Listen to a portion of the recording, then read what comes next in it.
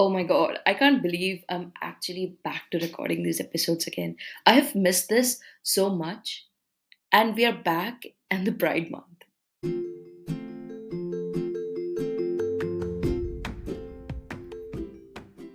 Welcome to my podcast, Beautiful You. I'm your host, Avantika. So, I started this podcast on 23rd November 2021, and I took a break in around February.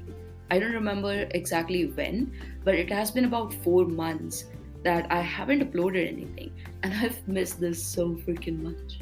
But we are back now. We are back in the Pride Month. I have some exciting episodes for this month. I will be uploading every week with some guests, which is so exciting. This is the first month where I would be introducing guests on my podcast, and this is an entirely new experience for me. So I'm really looking forward to it. So, like I said before, I took a break from podcasting about 4 months ago. Now, the reason for the break is something which is very personal to me, and I think that it is a topic for another episode. But just to give you a gist, I was struggling with mental health a lot. I was doing several things at that time, and I did not have the space that I needed to heal myself from, whatever I was going through. So I had to take a step back from a lot of things. And after seeking therapy, medications, which I'm still on, I finally got better to the point that I'm back to recording episodes again. And this month will be Pride themed to celebrate Pride Month. I'm so excited to give you a little bit of background on, LGBT Pride Month. Is that so? The reason why it's celebrated in June is that there was a police raid that happened in Stonewall in New York. So Stonewall was a popular hangout place for lesbian, gay, bisexual, and transgender people.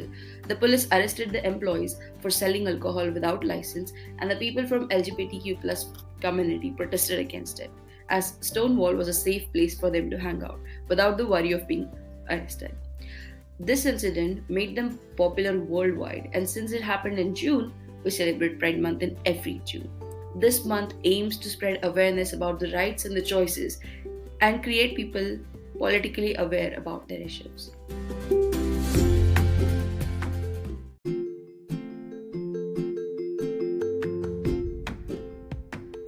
Now, that was some information that I found on the internet. Even I didn't know why Pride Month was celebrated in June. But now we all know about it. Anyways, in today's episode, which will be a solo episode, I will be talking about my sexual orientation, how I found out about it, and my process of coming out, along with some questions that you all asked on my Instagram story. If you don't follow me yet, follow me on beautifulyou.pod, P-O-D. Yeah, that's it. Sorry, I forgot my own Instagram username. Anyways, back to the episode. So I'm bisexual. To give you some context, it means being attracted to your own gender and the gender of the opposite sex. Now, this is different than pansexuality, because if you're a pansexual, you're attracted to everyone, regardless of their sex, gender, or gender identity. Now, I found out I was bisexual in, I think, 2018, and I finally accepted it towards the end of 2019. I was attracted to a girl I was friends with in 2018. So I was like 15 years old, and she was attracted to me too. That's when I first started outing my sexuality. I was like, hold up, what is happening? So, having grown up in the Indian society, the concept of being attracted to your own gender at 15 sounded bizarre. I was in denial for a good few months. But I scrolled through Reddit a lot and educated myself on the LGBTQ plus community, and I got to know what the community is and what bisexuality is, and eventually I realized that I was bisexual. I was also seeing my school counselor back then, so talking to her definitely helped. My friends and my sister were so supportive. So it was for sure a very difficult time. I remember breaking down at my best friend's house one day. Like, I told her that I might be attracted to girls, and it just broke down. I was like just straight up crying. It seemed so scary back then. I hate how parents and society in general fail to educate their kids about the whole community. Like, come on. Eventually, I turned out fine, obviously. At one point, I thought maybe I'm pansexual, but I realized it was more comfortable when I said I'm bisexual.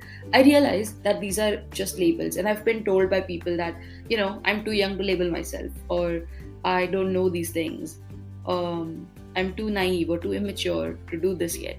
So I tried not putting a label on me. But honestly, knowing the kind of person that I am, labels make me feel more in control and they make me feel more comfortable in a way. So as time went by, I realized I actually did like girls because come on, women, who doesn't like them, right? The more I came out to people, the more I felt like I was living my truth. And it made me feel freed in a way. I felt like I was being truthful to myself. So that was a short, brief um, introduction to my whole coming out thing, how I found out I was bisexual and all that. So there are certain questions that I would like to answer now. Did you tell your family? If yes, how did they react? So yeah, I did actually tell my family.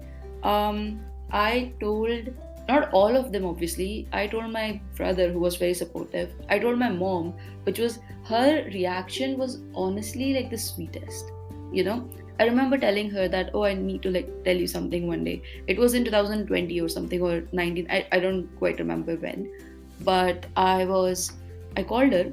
I told her that I want to tell you something, and I just couldn't tell her for like 10 minutes. I was literally crying for 10 minutes because I felt like I was somehow letting her down, you know, and I felt like she would be disappointed in me for some reason. So I was just crying. She was very worried, and I finally told her that, I'm, attracted to girls. I like girls and I like boys.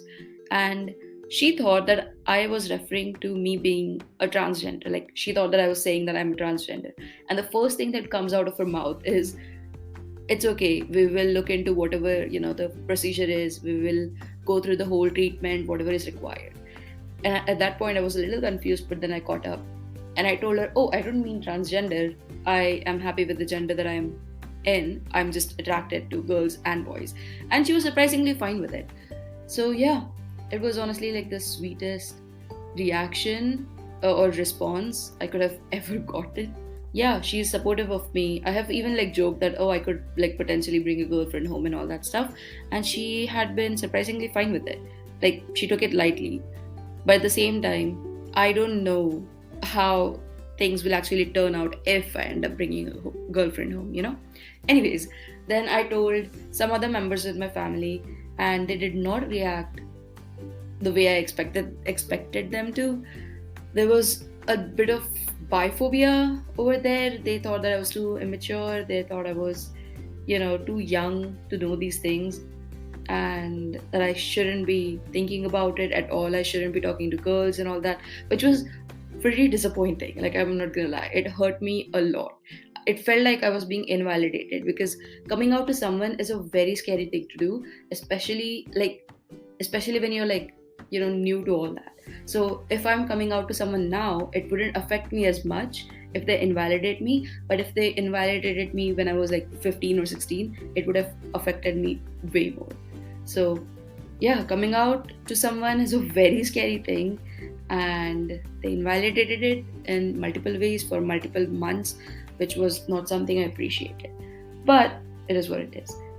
So, the same person asked, is coming out to your family worth it? To some of them, yes. To some of them, no. Were you ever in denial about your sexuality? Definitely. So at first I was like, what is happening? It was genuinely a thing that I needed time to accept. And I don't mean to sound like, a prick, but being in an Indian household with no knowledge about, you could actually be attracted to your own gender, this whole entire concept is very new. So even in our generation, you need to like, when you're first introduced to this community, you have to educate yourself on it, because your parents or the elders aren't going to do that, which sucks, but it is what it is.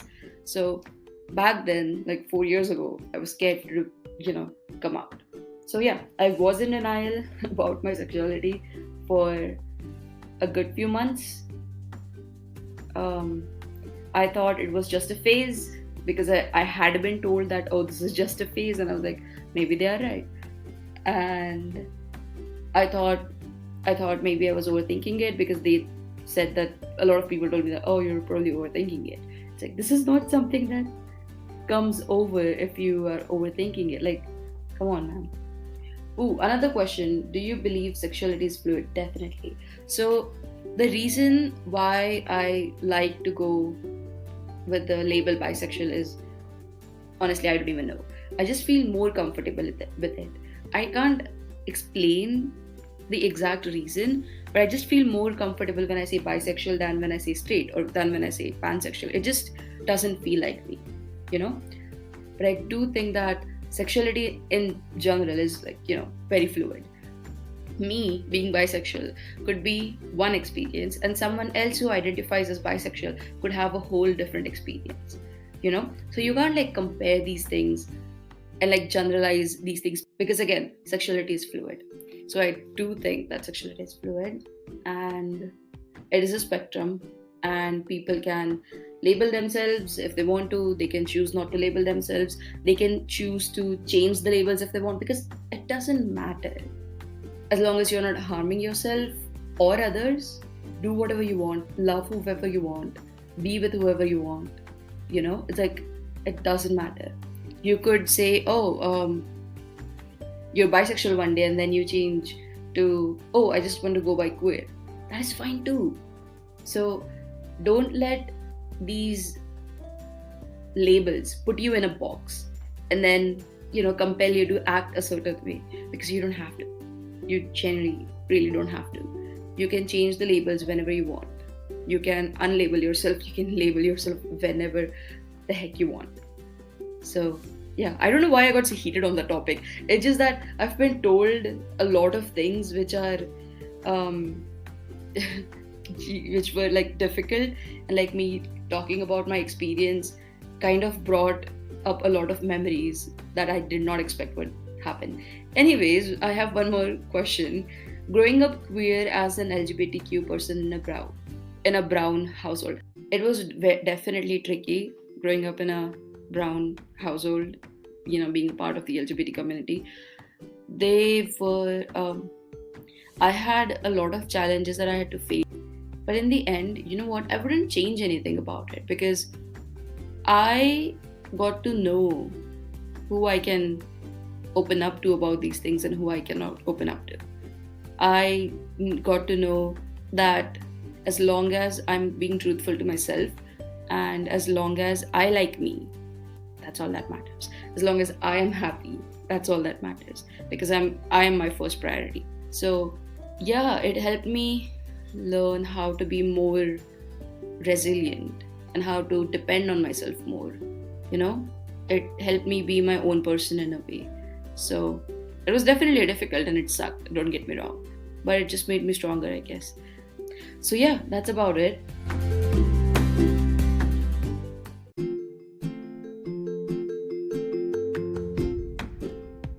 Sorry, I went on a whole tangent and I just rambled for like 30 minutes, 14 minutes, I don't even know. I hope you got something from it. We have come towards the end of the episode. So yeah, if you are someone who is questioning your sexuality, or if you're not unsure, or if you're having a hard time accepting it, or if you have come out to multiple people, whatever it is, whether you're an ally or whether you are a part of the LGBTQ plus community, you're validated.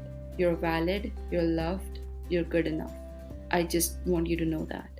And whatever you choose to do with the labels, whoever you choose to be with, as long as you're happy and as long as you don't hurt yourself or others, you just continue riding that bull, I guess.